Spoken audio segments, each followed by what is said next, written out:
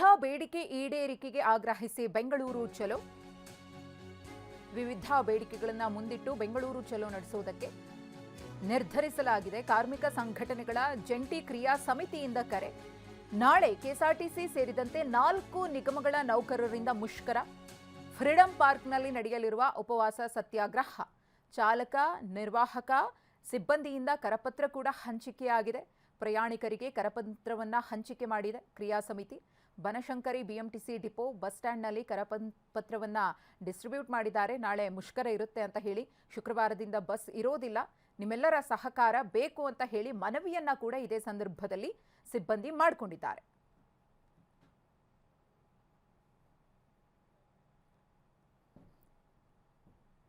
Sir, ಈಗ ಏನು ನಾವು 2.5 ವರ್ಷಗಳಿಂದ ಈ ಸರ್ಕಾರ ಬಂದಿದ್ದವಿಂದನೂ ಸಹ ನಮ್ಮ ಬೇಡಿಕೆಯನ್ನು ಈಡೇರಿಸಲೇಬೇಕು ಅಂತಕ್ಕಂಥ ವಿಚಾರದಲ್ಲಿ ಹಲವಾರು ವಿಭಿನ್ನ ರೀತಿಯ ಪ್ರತಿಭಟನೆಗಳನ್ನು ಮಾಡಿಕೊಂಡು ಬಂದಿದ್ದೀವಿ.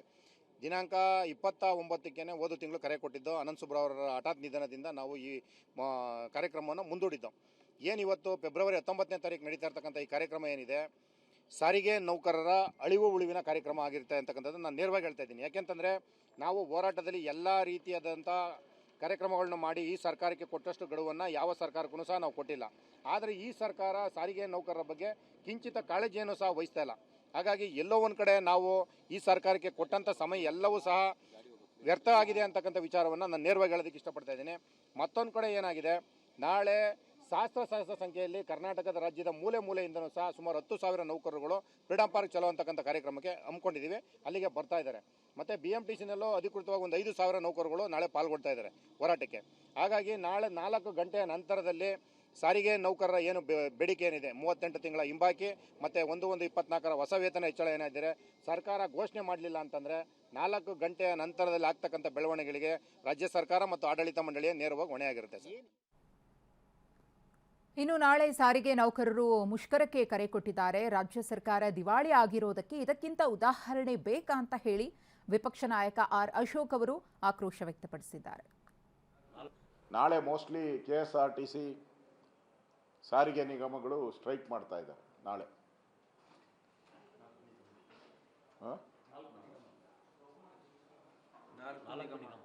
4 ನಿಗಮಗಳು ಸಾರಿಗೆ, ಒಟ್ಟು ಸಾರಿಗೆ ಅವ್ರಿಗೂ ಕಳೆದ ಅರಿಯರ್ಸ್ ಕೊಡಬೇಕು. 38 ತಿಂಗಳದು 38 ತಿಂಗಳದ ಅರಿಯರ್ಸ್ ಕೊಡಬೇಕು, ಕೊಟ್ಟಿಲ್ಲ. ಅದಕ್ಕೆ ಅವರು ನಾಳೆ ಹೋರಾಟ ಮಾಡ್ತಾ ಇದ್ದಾರೆ. ಮತ್ತು ಬಂದು ಸಾರಿಗೆ ವ್ಯವಸ್ಥೆಯನ್ನು ಬಂದ್ ಮಾಡುವಂಥದ್ದಕ್ಕೂ ಕೂಡ ಕರೆ ಕೊಡ್ತಾ ಇದ್ದಾರೆ. ಅಂದರೆ ರಾಜ್ಯ ಸರ್ಕಾರ ದಿವಾಳಿಯಾಗಿದೆ ಅನ್ನೋದಕ್ಕೆ ಇನ್ನೊಂದು ಉದಾಹರಣೆ ಇದೆ. ಮಾತತ್ರ ನಮ್ಮ ಸರ್ಕಾರ ಅಂತಾರೆ. ನಾನು 2009ರಿಂದ 2013ವರೆಗೂ ನಾನು ಸಾರಿಗೆ ಮಂತ್ರಿ ಆಗಿದ್ದೆ. ಬಿಡುಗಡೆ ಮಾಡಲಿ, ನಾ ಇದ್ದಾಗ ಲಾಸ್ ಆಗಿತ್ತು, ಪ್ರಾಫಿಟ್ ಇತ್ತು, ಬಿಡುಗಡೆ ಮಾಡಲಿ.